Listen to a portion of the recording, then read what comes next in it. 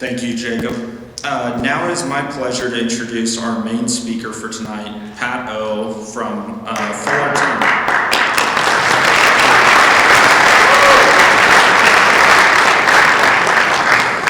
All right, good evening. My name is Pat. I'm an alcoholic. Yeah. Grateful to be sober, grateful to be here. I want to thank you, Patrick, for asking me to participate in my recovery.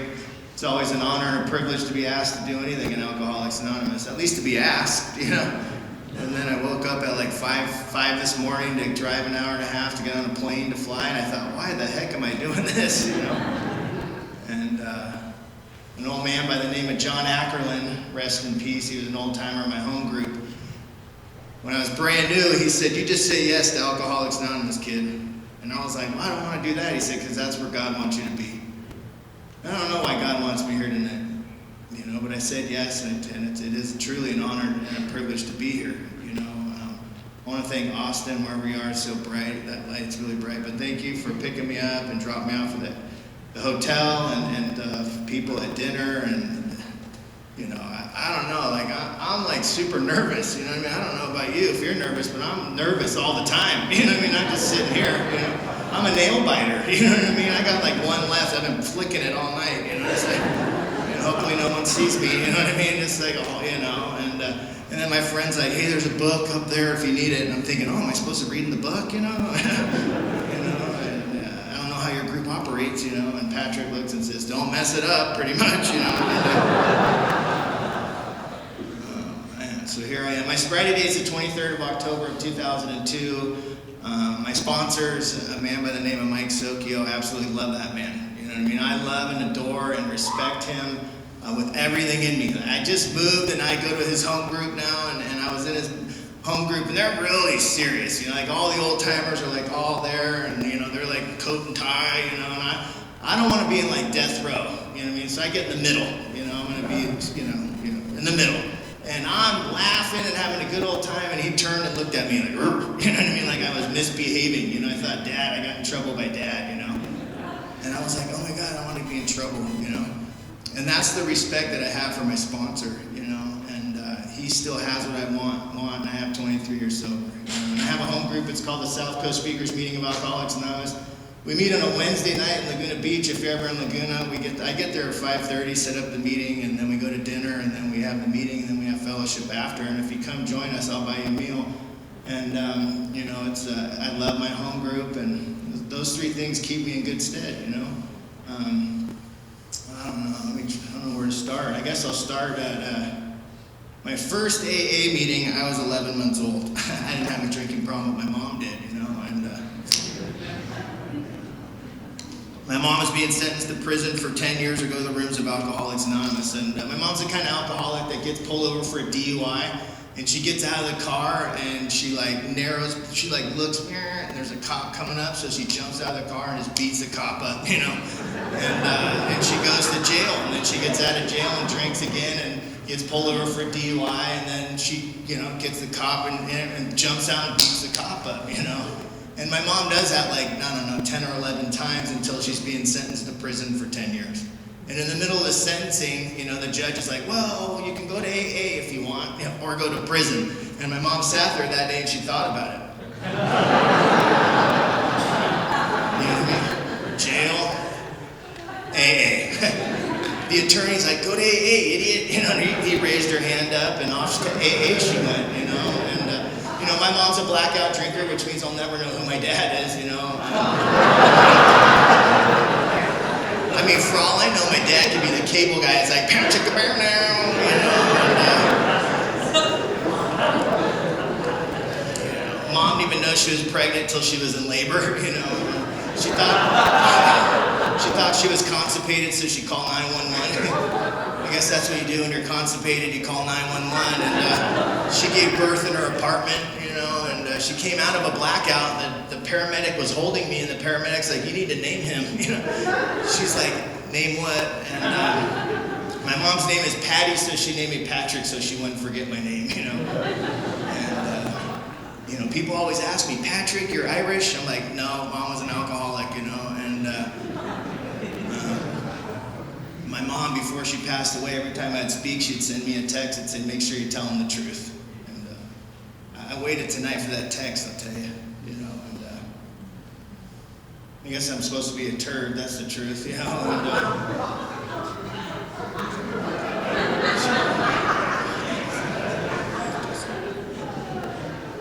When I went to AA, I went to the Canyon Club when I was 11 months old, and I'm so grateful that the AA members weren't so concerned about the singleness of purpose or a closed meeting or anything. The women in AA just met my mom at the door, and you grabbed me and you took me off to some other room and brought my mom all the way into Alcoholics Anonymous and sat her down so she could recover.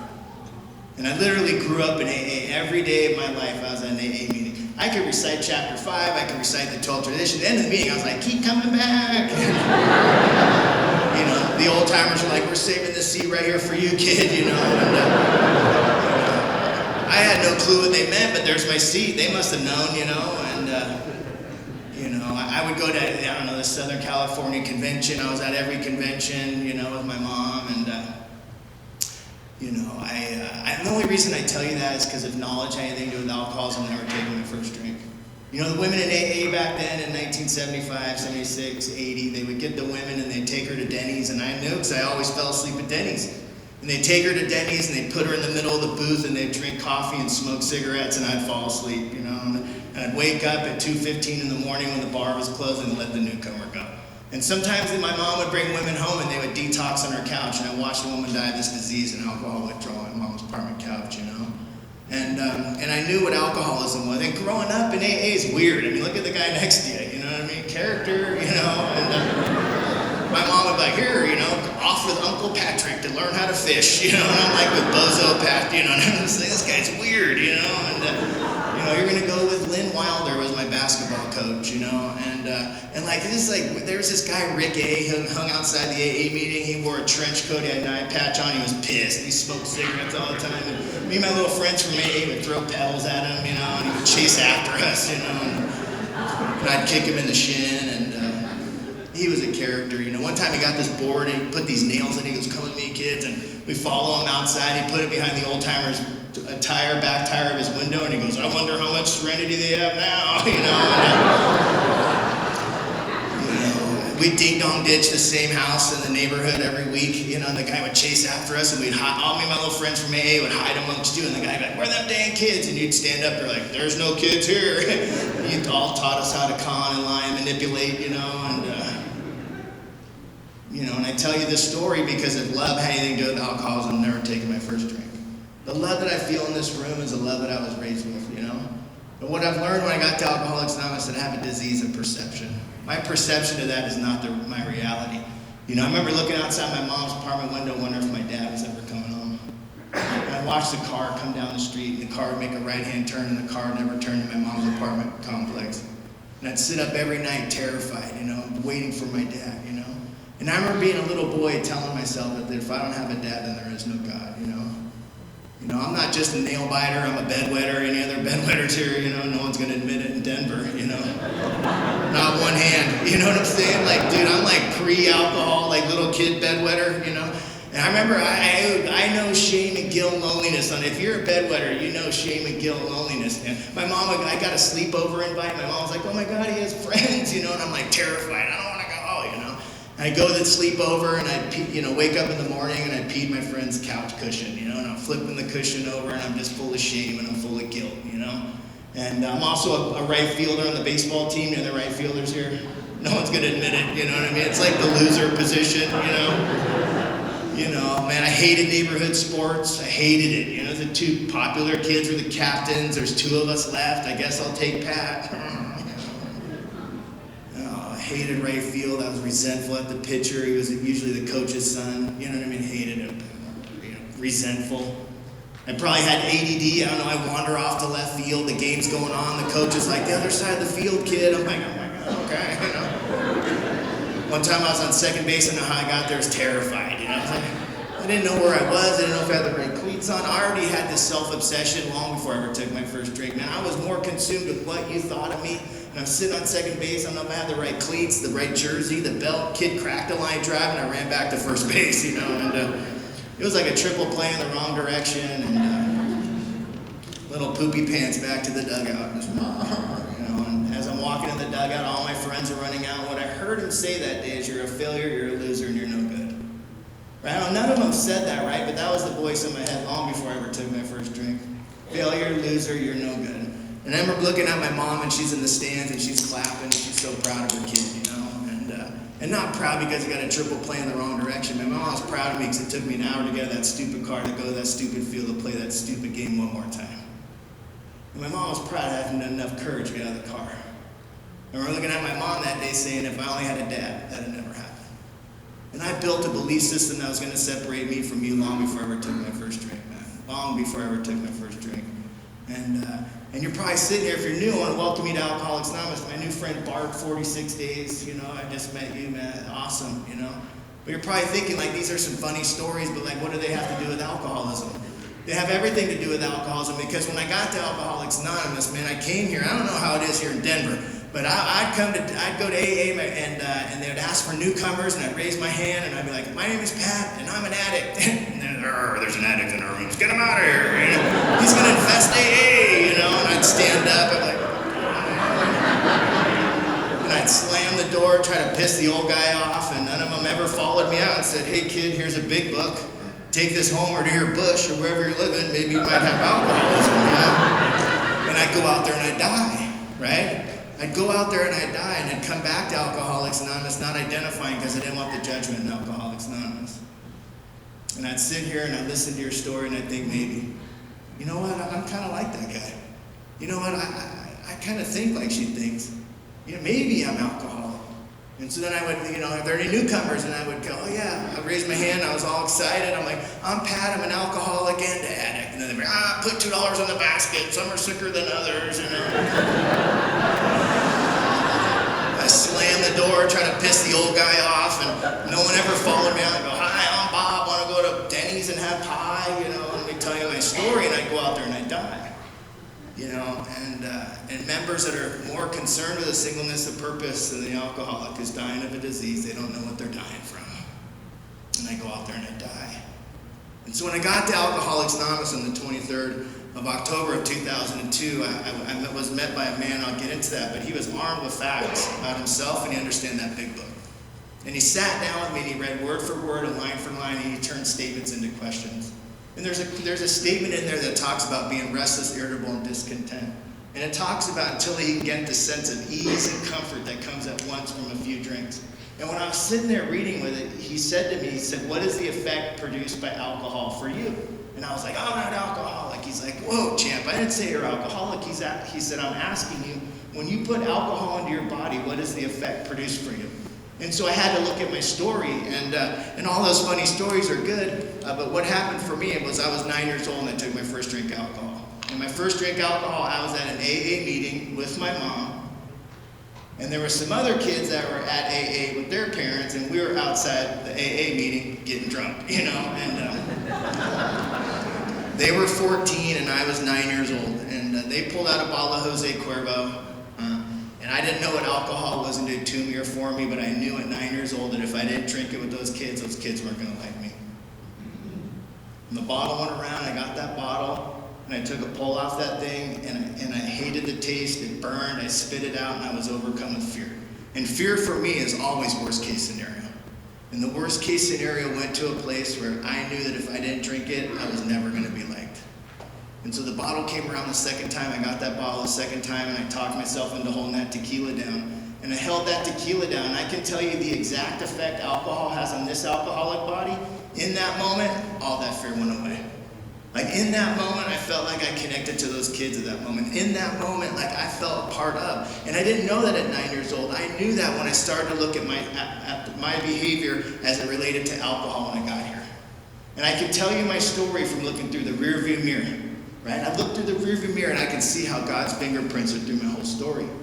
And at 9 years old, I took my first drink of alcohol, connected me to those kids. My mom went to AA, so I couldn't get alcohol all the time. You know, it was hard to get alcohol. A kid handed me a joint at 11 years old. I smoked that thing, and an elf chased me around the park. I hallucinated at a time in my life, and one more time I connected to another human being. One more time I felt a part of. you know. And by the time I was in high school, I was drinking every weekend. It was, 90, 91. We were listening to gangster rap. Any other gangster rap listeners here? It was like Eazy-E, NWA, Ice Cube. There's some heads bobbing. Yeah. Size 50 Dickies pulled all the way up. 5XL sweatshirt on. I was drinking St. Ides in a brown paper bag, pouring beer in the curb for the dead homies, and I was from the suburbs. There were no gang members there.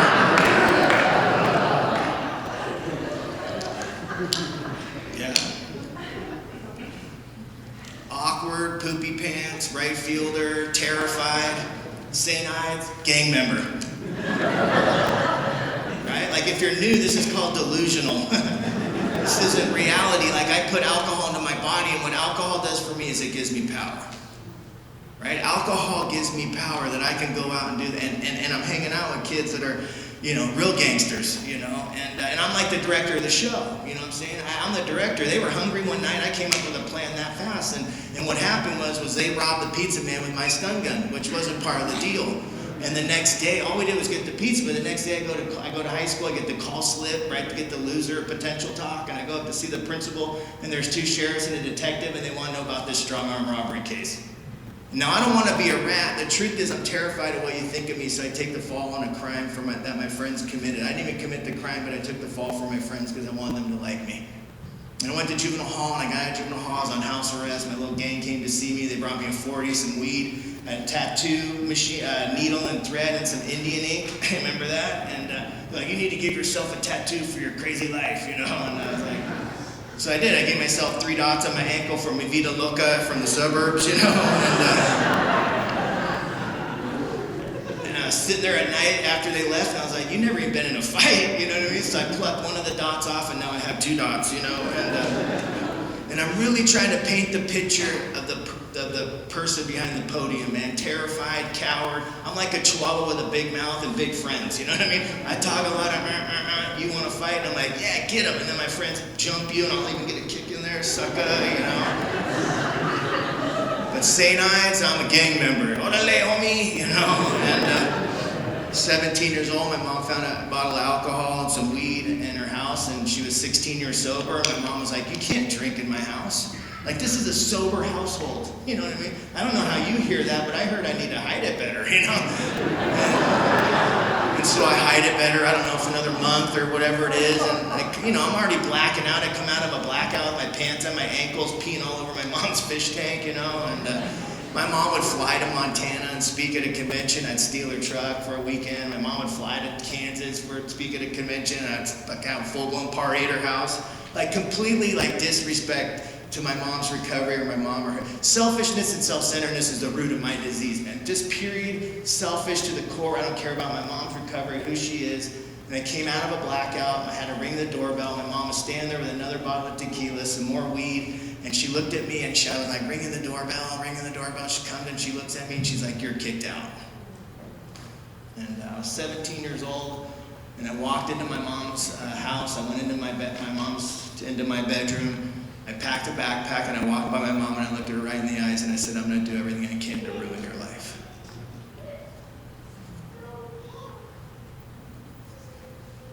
And I literally watched my mom's heart break. And I don't know how you deal with shame and guilt, man. This alcoholic arrogance came out. I puffed my chest. I grabbed my mom by the collar. I slammed her against the wall. F you. I hate you. You're never going to see me again. And what my mom said to me that night, she said, you can stay here and be sober, or you can go out on the streets and get loaded, but you need to make a choice. And alcohol made that choice for me because alcohol told me that I was kicked out of the house. My mom was my hero. My mom was my best friend. My mom was everything to me, and alcohol told me to put my hands on my mom that night. Alcohol was making decisions for me at 17 years old, though I didn't know I was an alcoholic. And I left that house that night. I went to an abandoned house where I was getting loaded at, and I took my first hit of crack cocaine at 17 years old. And I only tell you that story because that's the progression of my alcoholism. That fast. And I didn't call my mom for a year and a half because it would make her pay for that decision. And the first call that my mom got was I was in San Francisco, and I got hit by a truck, and I called my mom collect. And I said, Mom, I got hit by a truck and I don't know what to do. And my mom was terrified. She hadn't heard from me for a year and a half. She didn't know where her kid was. She didn't know anything. She said, how am I going to help you? I said, I don't know how I'm going to pay for the hospital. And my mom said, you just give me the address and I'll send them a check. And I was like, oh, no, Mom, they need cash. And she's like, well, how am I going to send you cash? You're in San Francisco, I'm in Orange County. So there's a thing called Western Union right down the street from here. And my mom was so terrified, she ran down that Western Union, wired me $150 just like that. And a week later, Clumsy got in another accident. She wired me another $150. And then for the next 8 years, my mom would wire me at least $150 once a week. And, the progression of my disease, I don't know what it's like for you with your friends, but my friends don't want me around, you know what I mean?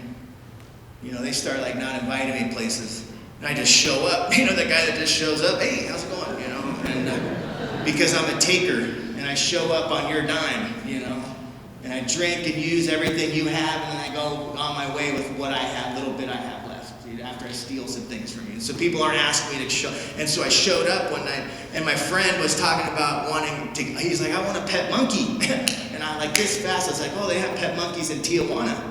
He's like, they do. Now I know they don't, but now I got to play the story out, and so off to Tijuana we go, looking for a monkey. We get over the border, and now we got to get Coronas if you're in Tijuana. Now I don't have any money, but he does. So we got tacos, Corona. Now we go to the pet store. No monkey. Where's the next pet store? 15 pet stores later, and a lot of Coronas in between. I ended up blacking out, and I came to however many hours later at my house, overdosed in a bathtub full of ice. And my friend's like, what happened, And I couldn't tell him what happened. Right? Disease of alcoholism is baffling and powerful. Cunning, baffling, and powerful. And I had no idea. And now nobody wants me around, and everybody. Now I'm panhandling, and I'm a tenderloin in the San Francisco. I'm a tenderloin kind of alcoholic, and there's some heads bobbing. I'm an Eddie and Jones kind of alcoholic. And I'm panhandling, and if you panhandle, the loneliness, man, when people just look right through you like you don't even exist. And I'm starting to be suicidal at this time, and I'm on Powell and Market, standing in front of the cable car, and I'm leaning up against this light pole, and I'm just contemplating suicide. And this girl starts talking to me, and she's asking me about me, and she's like, where are you from, and what are you doing? And I feel that feeling of like connection. And she said, why don't you come to my house? And I go to her house, and she starts detoxing me. And I detox, and she cleans me up and buys me new clothes, and I had a new girlfriend just like that, And she loved me, and I loved her, and she didn't know what she was about to get herself into. And 45 days sober, she's like, yo, you need to get a job. And I thought this was for fun and for free. You know what I mean? But I'm not an idiot. I think that normal living is the solution for alcoholism. Right? I got a girlfriend. I got a place to live. I've never felt any better. I got a job. I got a job at the YMCA at an elementary school. I was the assistant director at an after-school program. Yeah, 45 days sober. I got the best job of my life. I got the best girlfriend I've ever had. I got a place to live. Like, I'm living the dream. Tenderloin, 45 days sober in this position, normal living.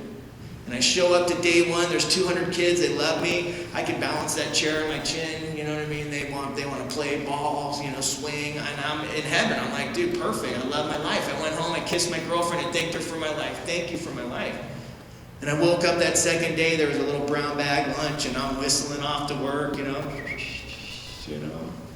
I show up to work, and this little boy goes, Pat, come here. I want you to meet my mom. And I go meet his mom, and he goes, Mom, this is my best friend, Pat. Now I have a best friend, I had a girlfriend, I got a place to live, 46 days sober, now I got a best friend. Best job of my life. Normal living is the solution for alcoholism. And I went home, I thanked my girlfriend, I woke up that third day, got my brown bag lunch, off to work I go. There's not a cloud in the San Francisco sky, there's not even a wind going on in San Francisco. I'm pushing my best friend on the swing, the little second grader on the swing, when the thought crossed my mind that a bag of heroin would be a good idea. Just like that. And I called the guy, needed to get, he brought me a pint of tequila and the things that I needed. I went into that elementary school bathroom where those little kids were running out. I put half that bottle back.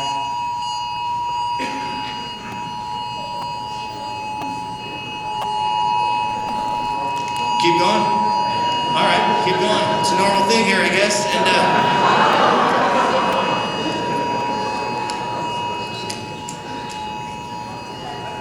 I put half that bottle back. I did what I needed to do, and I went out, man. I went out in that elementary school bathroom, and I came to with that best friend and the director of that camp. That little boy found me nodded on that toilet. And that director said, "You have 10 minutes to get off this property. I'm calling the cops." And that little boy looked at me and he said, "Pat, what happened?" And one more time, I couldn't explain what happened, man. One more time, cunning, baffling, and powerful, just like that. And I was walking off that campus, and I called my mom, and I said, "Mom, I need to go to treatment. I need help." And my mom got me a plane ticket. She sent me to Betty Ford Treatment Center. The best treatment in the world, Betty Ford. And what they did was they separated me from alcohol for 28 days. 28 days.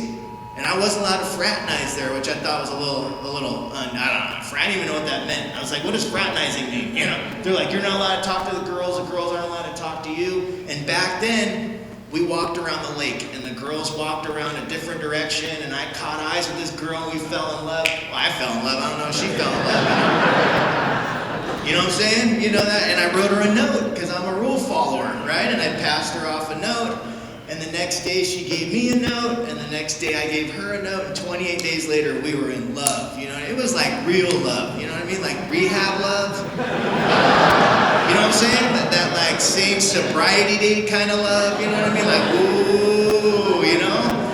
Bro, and if you're in love, man, I'm doing book studies in there, man. I'm like got the pom-poms out for recovery. I'm like happy, joyous, and free guy, you know? I could recite the steps when I was a kid. My counselor Mark's like, come in the office. I go, oh, I'm powerless over drugs and alcohol, so my life's unmanageable. Yep, you know, I was like most likely to succeed guy, you know, and I'm getting my notes and I'm doing the book studies. And one day I went to go get my note. She didn't give me a note. I got suicidal just like that, you know what I mean? My friends are like, what the heck? You were just happy, joyous, and free. Now you want to kill yourself, you know? And when I'm not feeling loved, I'm like suicidal, you know what I mean? I'm in my room crying. They're doing interventions. You need to go to group, you know. Oh, I don't want to go to group, you know. And then off to group I go, and she's standing there, and she handed me a note. And it was like getting hugged by God. I mean, all of a sudden I was like, yeah, what's up with that book study, bro? Let's go. I can, you know, pom-poms out. I love recovery. And I ran to Mark's office and said, Mark, I've come to believe there's a power greater than myself that's going to restore me to sanity, you know. And I truly believed it was God. I didn't know it was that note. You know what I mean? I didn't know it was her, right? And he told me I'd do a 9-month program, and so I wrote my girlfriend a note. I was like, I have to do a 9-month program, and she wrote me a note back, and she's like, I have to do a 9-month program too. This is at God's will that counselor's been telling me about, man. I ran to Mark's office. I said, Mark, I'm making a decision to turn my will and life over to the power of her as I understand God. And, so I wrote her a note back. I was like, where should we go to sober living? She's like, let's go to Hawaii. I'm like, that's so romantic. I went to Mark. I go, Mark, I'm willing to do the 9-month program. Can I go to sober living in Hawaii? And he's like, yeah. And he found me a sober living in Hawaii. And I wrote her a note back. I go, this is where we're going. You know, it was like my travel agent, you know. And I got coined out, most likely to succeed. You know what I'm saying? Like I was doing the steps, I was in the deal, and I really, truly believed I found God. I truly believed it. I didn't know that it was the note. I tell you that story in retrospect. I truly thought it was God, you know what I'm saying? And so I got on the plane, and I thought that this was about consequences. I thought this was about consequences. I'd come to AA, and I'd hear you talk about you went to prison. I never went to prison. I'm not alcoholic. Right? You lost your wife, you lost your husband, you lost your kids. I thought it was about consequences. So I got on the plane and the flight attendant asked me what I wanted to drink. Well, my consequences were related to that heroin thing, right?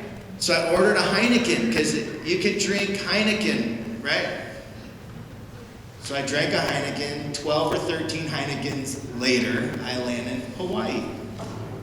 Now, the old timers used to say it's the first drink that gets you drunk. And I think you need to drink through that, old man. You need AA,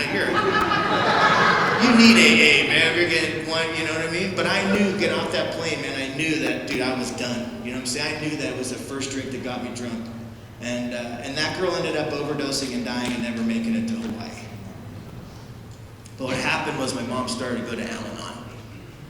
And if your loved one goes to Al-Anon, the gig's up. Because the language changes, you know what I mean? I call mom, like, Mom, I need money. She's like, no. I'm like, what do you mean no? She's like, no's a full sentence, you know. I'm like, well, Mom, if I only had a dad, I wouldn't be in this situation. It's all your fault. And I hit that guilt button, and my mom would go wire me the money. And I'd call her and tell her how much I loved her, and she'd wire me the money. And I'd call her, and she was going to set a boundary.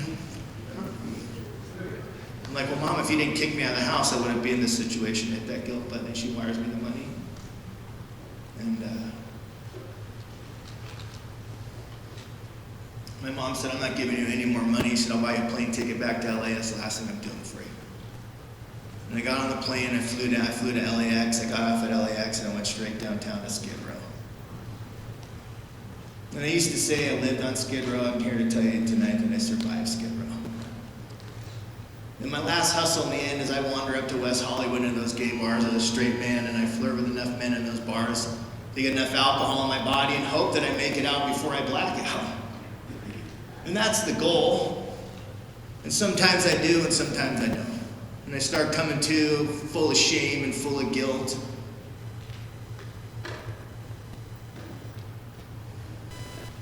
And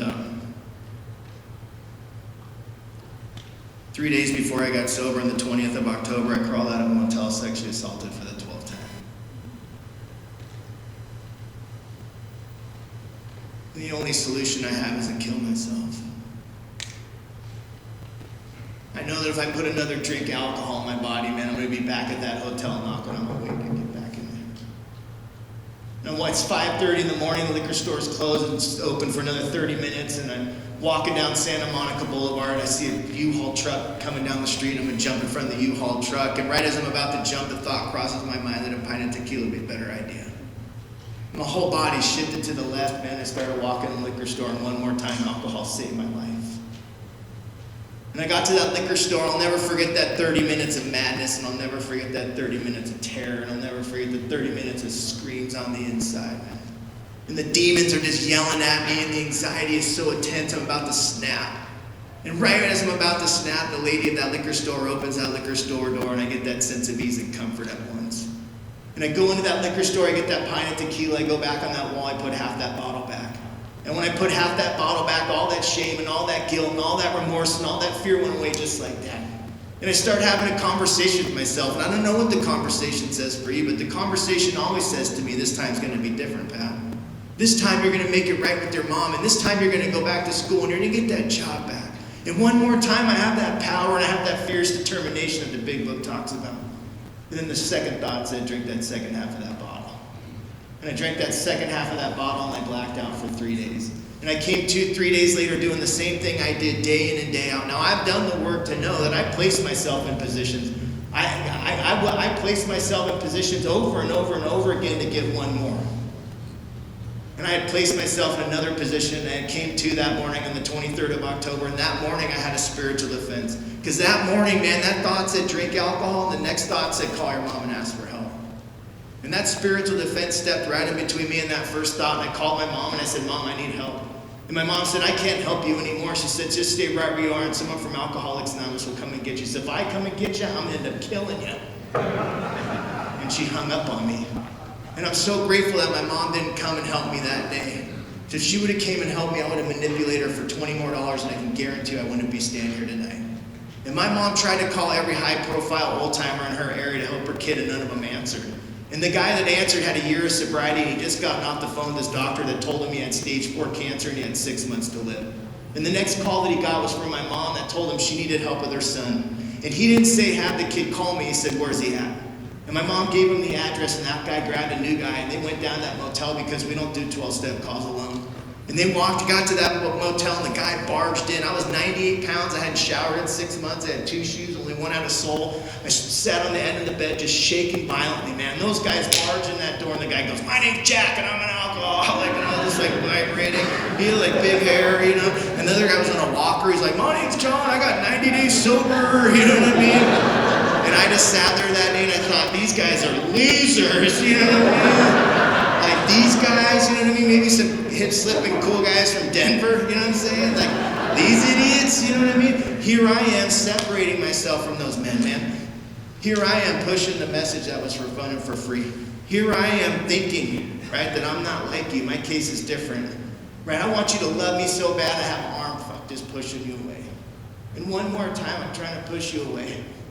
And I know tonight that when I called and asked for help, I walked into God's grace. So those guys looked at me and they said, "Come with me, kid." And I got off the bed and I followed those guys out of that motel. We'll walk downstairs, there's a van, he goes, "Just get in the van, kid." He's like, "It's a 12-step van, don't worry about it." And I'm looking at him and he's looking at me, he said, "I just said, just get in the van, kid." And I got in the van. And I sat in the van, and he turned the engine on, he started driving, and they started telling me their story. And I'm so grateful we're a storytelling society because those guys told me their story. I didn't relate to their story, but I related to the way they drank. And that guy talked about drinking and going to the hospital, and the other guy was like, "Ha ha ha, I drink and I go to the hospital too." "Ha ha ha, I drink and I go to the hospital." And the guy goes, "I drink and I go to the hospital too." And I'm sitting there going, "I don't go to the hospital, I don't go to the hospital, I don't go to the hospital." And they just kept telling story after story after story after story. And then I ended up at a place called Charlie Street in Costa Mesa, California. Low bottom indigent detox, man. No cute therapist to catch a crush on. No Suboxone. No anxiety meds. Here's a bottle of Pepto. Good luck. And if you're new, just get in the car. Something happens in the car, man.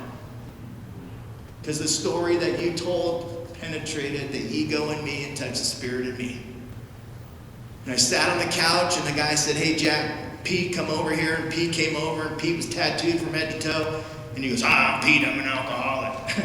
And Jack goes, "When you drink, Pete, what happens to you?" He goes, "I go to prison." I go, "I don't go to prison." He goes, "Where do you go?" I go, "I go to jail." Pete goes, "Hey, John, come over here." John came over and Pete goes, "Hey, John, when you drink, what happens to you?" He goes, "I go to jail." I go, "Me too." John goes, "Hey, Fred, come over here." He goes, "Fred, when you drink, what happens to you?" He goes, "I go to jail." I go, "Me too." This other guy, Bob, Joe, pretty soon there's like 5 or 6 of us, and all of a sudden we're telling a story. I'm telling my story that I drink and I go to jail, and then John tells a story, he drinks, he goes to jail. And we're like, "Orale, homie," you know, and, Popeye, you know, we're just sitting there telling our story. It's after story, after story, after story. And then the little weasel, he was my sponsor, he snuck in there. He goes, "When you're sober and you're in jail, do you want to go back to jail? Do you want to stay on the streets? What do you want to do?" I go, sometimes I want to go back to jail." He goes, "When you're in jail, what happens?" I go, "My mom comes and sees me with that look of disappointment in that class, and I make that promise, 'Mom, I promise I'm not going to drink and use anymore. This time I'm serious and I mean the promise.' And then I go to H&I, and then you guys would bring the meetings there, and I would thank you, and I'd think, when I get out, I'm going to go be with you in your meeting. And then I would go to church, and I'd give my life up, you know.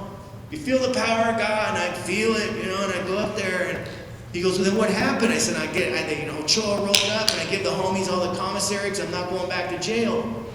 And I'm sitting in the holding tank, and I start having a conversation with myself. He said, "What did the conversation say?" I said, "It always starts off with, you know what, Pat, you're not alcoholic. Crack cocaine's your problem. If you don't smoke crack, you'll be all right." He goes, "Then what happens?" I go, "I get out of jail, and I get a 12-pack of beer. I drink 1 beer, I drink 2 beer, I drink 3 beers. Pretty soon I'm down the street, I meet a new friend." He said, "What happened?" I said, "I ended up back in jail." He said, "What happened that time?" I look at my mom and make a promise. "Mom, I'm not going to drink. I mean the promise." I go to H&I, I go to church. I'm in the holding tank waiting to get released, and I have a conversation with myself. What did the conversation say? It always starts off with, "Pat, you're not alcoholic. You're a heroin addict." I get out of jail. I get a 12-pack of beer. I drink 1 beer, 2 beer, 3 beer. Down the street, I meet a new friend. What happened? I said, I ended up back in jail. He goes, oh, that's great. What happened that time? Same thing, over and over and over and over. And he stopped me. He goes, Pat, he goes, if you can concede both propositions, physical, that when you put alcohol into your body, you can't stop until you end up in jail, and more importantly, with a sober mind, you have a mind that's driving you back to the thing that's going to kill you, he said you might be alcoholic.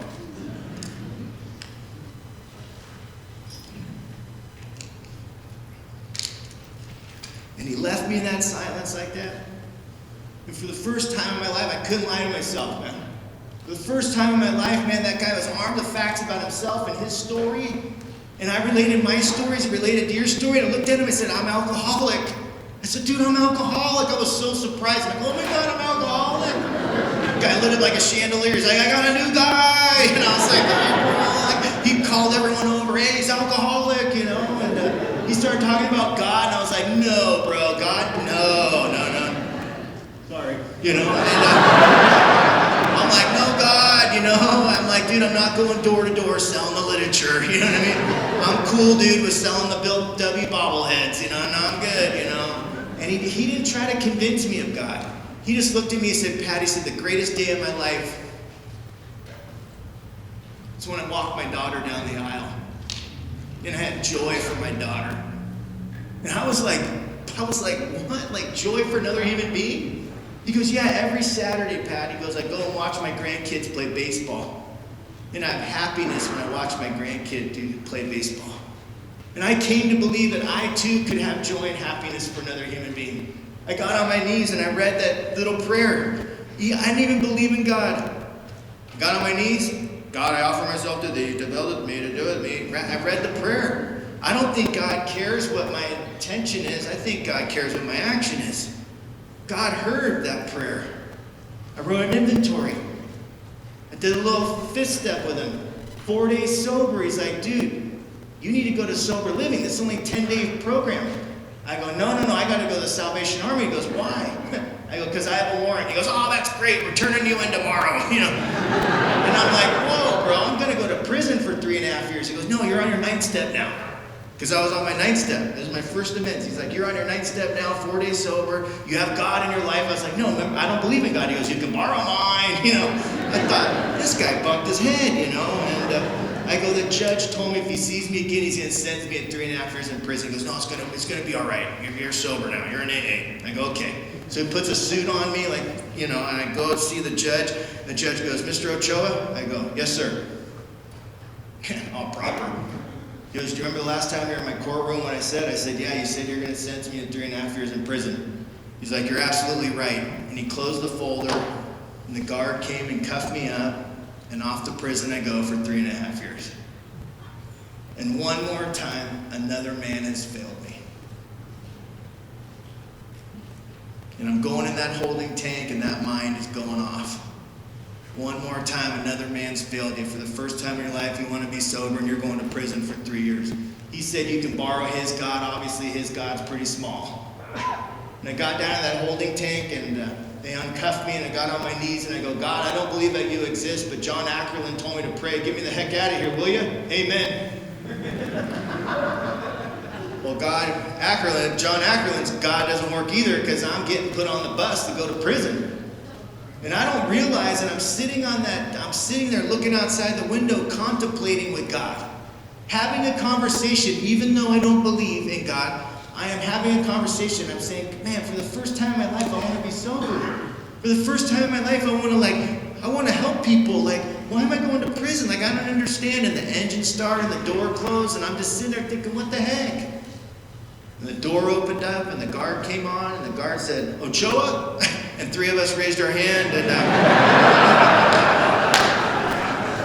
we're all standing there, and she's like, Patrick? And the other 2 guys were mad, you know, and I got up, and I went off, and I go up in front of the judge. I'm all like, oh, what's going on, sir? And the judge looks at me, he goes, I don't know why I'm doing this, but I'm going to give you another chance. He said, there's a member of Alcoholics Anonymous, and he pointed to that side of the courtroom. He goes, that guy's been fighting for you all day to get out. And if you're new, that's what we do here in Alcoholics Anonymous. We fight for each other's lives one day at a time. And that guy called Salvation Army over and over and over and over and over again until someone answered the phone. And the guy that answered the phone had just gotten that job, and he was a drug and alcohol counselor, and he went into a room he wasn't supposed to go in. And he answered a phone he wasn't supposed to answer. My sponsor said, I got a kid named Pat Ochoa, and he's to bed. And when I walked up into the Salvation Army, that guy that answered the phone was a guy I used to get loaded with. And see, God's working in my life, though I don't even believe in God. I didn't believe in God until I was 8.5 years sober. And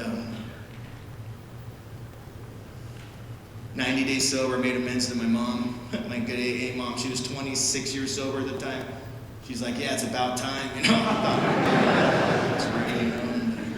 I said, you remember that time I called and asked for money? I said it was a lie. She goes, I know. You remember that one time I called and asked for money? I said that was a lie too. She goes, I know. She stopped me. She goes, Patrick, I know that every time you asked for money, it was a lie.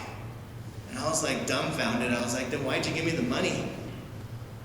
She said, because when he left my house at 17, he broke my heart. She said, I stayed up every day for 10 years terrified I was going to get the call that you died and I was going to have to come identify the body. She said, I thought that if I gave you the money one more time, it might keep you alive long enough for you to get to the program of Alcoholics Anonymous so those men could save your life. And I just broke. I just started crying, and I was like, it's like, Mom, how am I ever going to make this right? And she said, all I want you to do is to get in the middle of Alcoholics Anonymous and help as many alcoholics as you can. And she looked at me and she said, Patrick, I love you so much. And I was 26 years old, and for the first time in my life, I felt love from my mom. And she gave me a big hug, and I gave her a big hug, and I told her I loved her, and I left, and I go call my sponsor, and I was like, oh my God, this AA thing's amazing, and my mom loves me, and you know. He's like, what does she want you to do to make it right? I said, she just wants me to help people.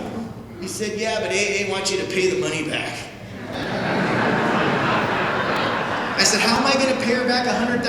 He goes, $25 at a time, you know. I thought, man, this guy bumped his head, you know what I mean? Because I know that means forever, you know what I'm saying? He goes, I want you to write a note that says, Mom, I love you and I appreciate you, and leave her $25. Every week, Mom, I love you and I appreciate you, $25. Every week, Mom, I love you and I appreciate you, $25. And so I started doing that every Friday. Mom, I love you and I appreciate you, $25. And then 6 months in, he gave me an attaboy. He goes, oh, you're doing such a good job, attaboy. I'm like, yeah, my sponsor gave me an attaboy, you know. He goes, I want you to write the note every day. I thought, that's a punishment. He goes, I want you to write a memory about you and your mom when you were a little boy. And then leave the money once a week. And so I started doing that. Mom, I love you. I remember, ooh, one time I even had little teardrops. I circled it. I'm crying, you know.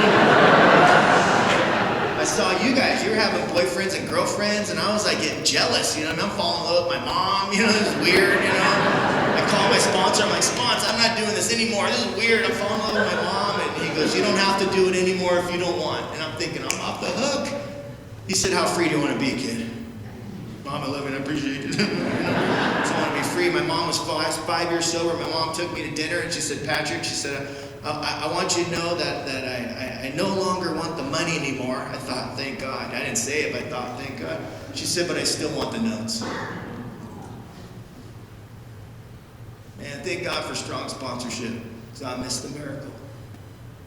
I can tell you, I wrote my mom a note, sent my mom a text, or called my mom every day to the day that my mom died.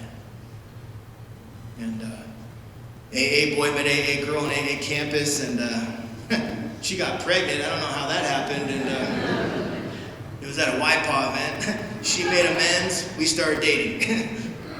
And she got pregnant, and we didn't even like each other. And I tried every manipulation tactic to get rid of that kid, because I'm terrified, man. I never had a dad. How am I going to be a dad? And I'm in the labor room, my son being born, my mom's taking pictures, and I'm in there, I'm just like, this is awkward, you know, weird. My son came out, and I looked right into the eyes of God, man. You know, my message isn't to have babies and find God. That's not the message here. But what happened was that little boy came out and looked into the eyes of God, man. It was like a chisel that knocked the ice off of my heart, man. I didn't know that I could love and be loved on the level that I love my son. The truth was I was terrified of love. And I was a student, and his mom worked, and I took care of that little boy every day of his life. And I'd call the women in AA, and I'm like, what do I hear? I the hiccups, what do I do? They're like, what do you do when you have the hiccups? I'm like, I don't know, wait. You'd hang up on me, you know. You would share how the pain of the father of your child didn't pay child support. The pain of the father of your child didn't show up for visitation. And through your pain, I learned how to be financially responsible for my son. Through your pain, I learned how to show up for my son. And I thank you very much for teaching me how to be a father. And one day he cried, and I put him on my head, and he didn't cry up there. I was stoked, you know what I mean? I was proud of myself. I walked around all the time with my kid on my head. I was at my house, and I sat up, and I put my son on my head, and I put his head right into a ceiling fan. I was like... My sponsee grabbed my kid, and I went to the back room, and I got on my knees. I was like, God, I don't believe that you exist. I just put my son's head in a ceiling fan. What do I do? And I heard a voice in the closet that was like, you need to call the doctor, dude. And I was like, God's talking right to me, you know what I mean? And so I called the doctor. He told me what to do, and I grabbed my kid, and there was nothing wrong with my kid. He had a little bump on his head. But what happened for me in that moment was that I cared more about another human being than I cared about myself. Selfishness and self-centeredness walked through the door on the 23rd of October of 2002. By continuing to show up and to do the literature commitment, to continue to show up and be a greeter, to continue to show up and be of service to Alcoholics Anonymous, one day at a time, I become a little bit less selfish. And that little boy, man, when he was in second grade, I picked him up. Me and his mom haven't been together since he was 2 years old because of my behavior. I made that relationship right. We're good friends today. We've co-parented that kid for 17 years, you know. And but when that little boy was second grade, I picked him up and took him to dinner, and he started crying. And I was like, what's wrong? He's like, I'm afraid if I eat, I'm gonna die. And I got mad. No, you gotta eat dinner. Well, he didn't eat for 3 days, and I'm restless, irritable, and discontent because I'm afraid. And then I had an intuitive thought that said, pray with your son. And so I said a prayer with my son, and then I had another intuitive thought that said, feed him softer food. Well, that's profound, you know. Fed him some yogurt, fed him some turkey. Next thing you know, he worked through his fear. And then a couple of weeks later, he was afraid to go to sleep at night because he was going to die in his sleep and he was going to miss his dad. Now, I don't hear miss his dad, I hear not following my rules.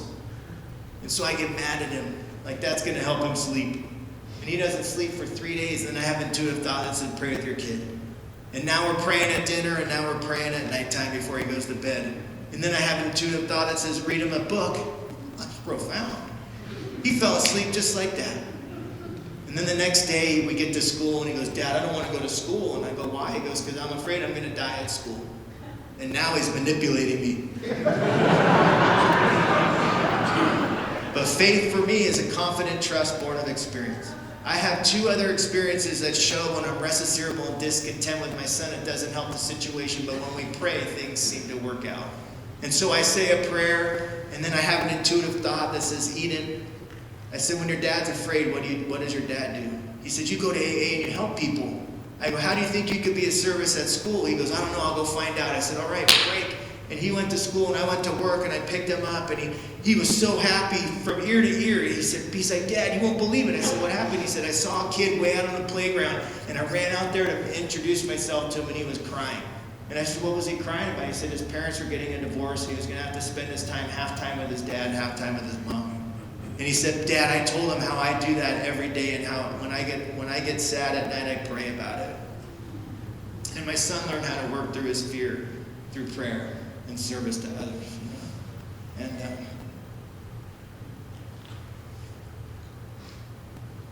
was speaking in Portland, Oregon. I came home. I picked up my son. He was older. He was like 10 years old at that time, and I picked him up, and we go get food, and we pull into my apartment complex, and this girl's walking down the apartment complex, and she's punching windows, and she's effing this and effing that, her boyfriend this and her boyfriend that. And I go, Eden, just go inside and separate the food. And he goes inside, and I said, God, please direct my next action. And the girl walked up to me, and she said, my boyfriend stole my phone. Can I borrow your phone? And I got the knife out of her hand. She had cut her arms up and down. I got that knife out of her hand. I gave her the phone. God answered my prayer. I gave her the phone, and she called her dad, and I said, God, please direct my next action. And she said, my dad wants to talk to you. We talked to my dad. God answered my prayer.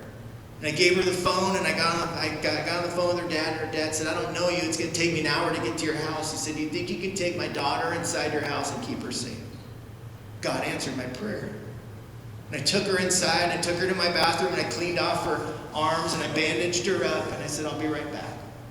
And I went into the dining room where my son had separated the food, and he had separated the food into 3 plates. And he said, Dad, do you think she wants to eat? I said, I don't know. Why don't you go ask her? And he walked into the bathroom, and he said, would you like to eat with us? And she was crying, and she said, I can't eat right now. And she was crying, and my son looked at her, and he said, every time I'm sad, he said, I pray. Will you pray with me? And he held her hands, and he started to pray. And I went around the corner, and I looked at my son, and I just started to cry, man.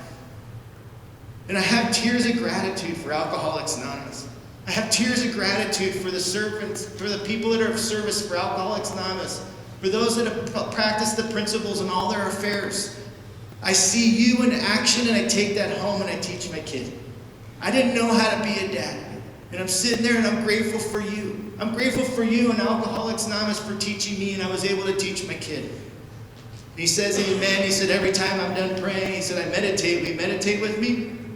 She was stuck. She had nowhere to go. You know what I mean? And he's breathing God in. He's breathing fear out. He's breathing God in. You know, I'm like, oh my God, this kid, you know. And he comes and he sits down and he goes, let's eat, Dad. And he says a prayer and he thanks God for allowing us to be of service.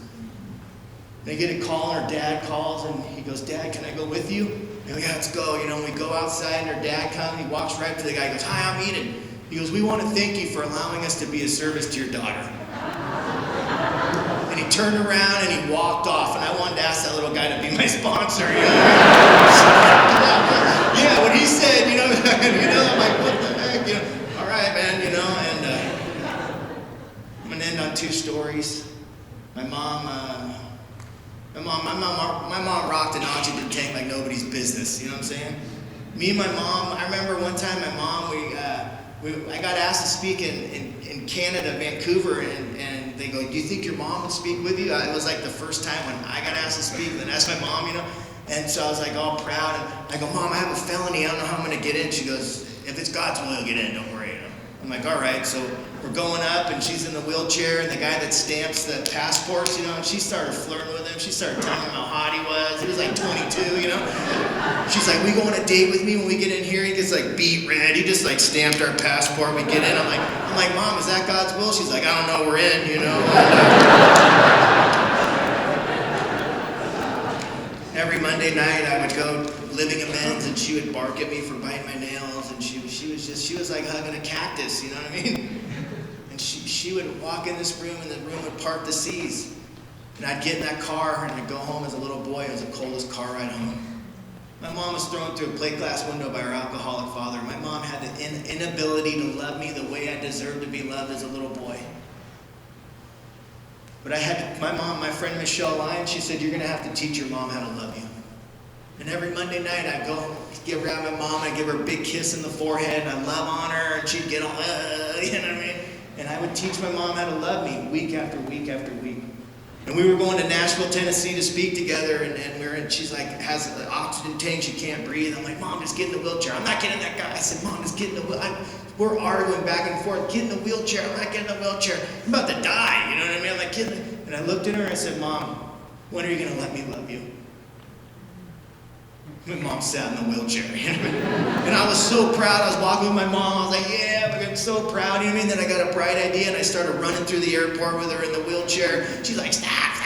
Flipping me off. We got to the bottom of the hill and something changed in our relationship. I didn't know what changed in that moment, but something changed. And I got to the hotel and I gave my mom a kiss. I said, Mom, I'll see you in the morning. And I woke up in the morning and I got in the shower. My mom had snuck into my hotel room. She went into the shower and she put a red dye tablet in the shower head. So when I turned the water on, all this red water came out, you know. And I came out, my mom's like, got him, you know. And what happened in our relationship was it turned from an authoritative mom-son relationship to a friendship, you know. And I didn't know that happened, what happened in that time, you know. And, you know, my mom had COPD. My mom was a service, man. She sponsored a lot of women, spoke all over the world. And I was at my home group, and I called my mom after the home group like I always did on a Wednesday night. And my mom complained about the speaker like some of you will do tonight, you know. And I said, I'll see you in the morning, Mom. And she said, I'll see you in the morning. And I go see my mom, and they sent her to the emergency room. She had a tumor that grew and blocked the passageway, and she couldn't breathe. And they cored out the tumor. And they put her on hospice. And my mom said, I'm only going on hospice to get off hospice. And 2 weeks later, my mom was off that hospice bed, back at Starbucks, reading the book with her sponsee. She's back at her women's meeting. She's back at the home group. And she called me after the home group like she always did. And she complained about the speaker. And she said, I'll see you in the morning. And I'd go see her in the morning. And when I sit there and watch her, she'd say, don't sit here and watch me die. She said, go out there and live your life, will you? She said, but come back tomorrow and give me a kiss. And I'd come back tomorrow and I'd give her a kiss and I'd sit there and watch her die. And she'd say, don't sit here and watch me die. Go out there and live your life. Just come back and give me a kiss, will you? And I'm so grateful for the Women in Alcoholics Anonymous because she wanted to be with you. And you kept my mom's spirit alive till the day that my mom died. And I'll be forever grateful for you.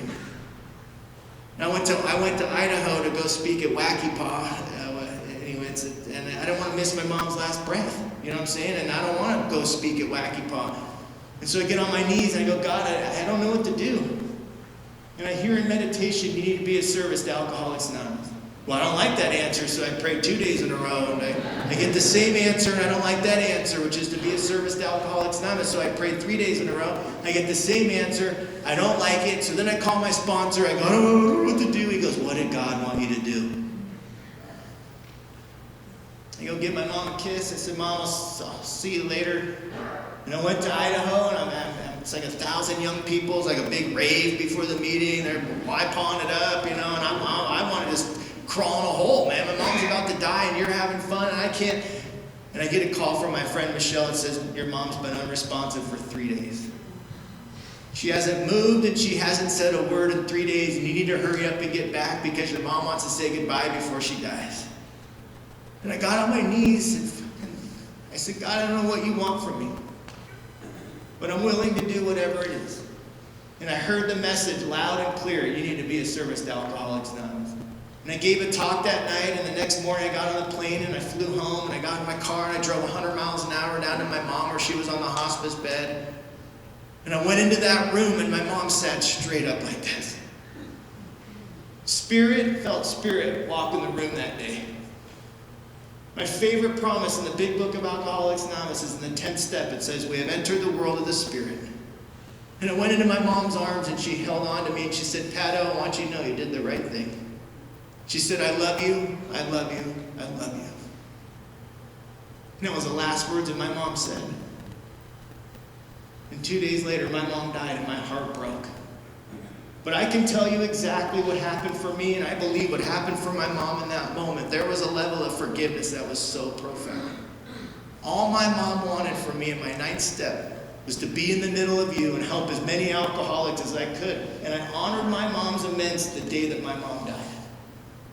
I kissed my mom on the forehead that night. I said, Patio, I want you to know from this day forward, I'll carry on your legacy in Alcoholics Anonymous. I'll be forever grateful for Alcoholics Anonymous for that moment. That son of mine just graduated high school with a 4.5 grade point average. I asked him, I go, how do you get that 4.5, you know? He goes, honors, Dad. You know, I said, look, honors, you know? And he was getting into college. He applied for 4 colleges. He got into all 4. And he made a decision to go into FIT in New York for fashion and design major.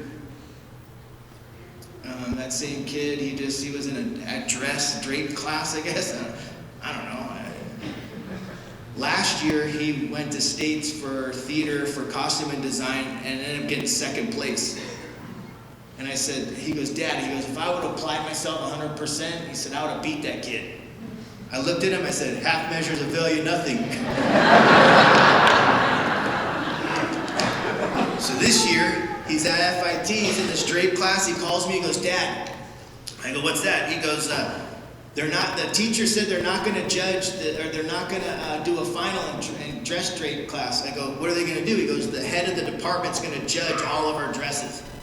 So that kid spent 30 hours of his own time in the studio, because half measures availed him nothing last year. And he called me and he said, Dad, he said, out of 80 dresses, mine got picked 1 out of 10 to be showcased in a fashion show. And I asked him, I said, Eden, I said, what would you equate your success to? This fast, without a blink, he said, because of Alcoholics Anonymous. He said, every guy that you've sponsored, that you brought in my life, TJ Bryant, rest in peace, overdosed on heroin and died. Johnny M, in and out of Alcoholics Anonymous, these were people he gave examples of. He said, every story that I heard in Alcoholics Anonymous directed the course of my life. I'll be forever grateful for you. Not only did you give me a life, you've given my life, my son, a life bigger than we could ever imagine. So anytime, anywhere, anyone asks for help, we want the hand of AA to be there, and for that I'm responsible. My name is Pat, I'm an alcoholic, and I love you all.